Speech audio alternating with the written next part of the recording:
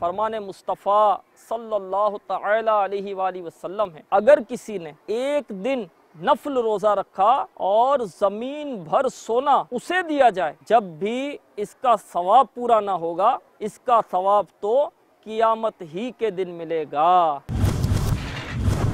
शेख तरीक़त अमीर अहले सुन्नत दामत बरकातुहुल आलिया ने माह रमज़ानुल मुबारक 1435 सिने हिजरी में नफली रोज़ों की मदनी तहरीक का आगाज़ फरमा दिया है। आप विज़िट कीजिए हमारी वेबसाइट www.madaniinamat.net। आप भी इन नफली रोज़ों की मदनी तहरीक में शामिल हो जाइए। मज़ीद मालूमात हासिल करने के लिए हमसे इस नंबर पर रब्ता कीजिए 031259212226। इस नंबर पर आप हमें अपना नाम, शहर का नाम और आप किस दर्जे में हैं, मुमताज़, बेहतर, मुनासिब, ये लिखकर हमें सेंड कर दीजिए। और दुनिया भर के इस्लामी भाई हमें इस मेल आईडी पर मेल कीजिए roza@madaniinamat.net। सल्लू अलल हबीब सल्लल्लाहु तआला अला मुहम्मद। मुझे अपनी और सारी दुनिया के लोगों की इस्लाह की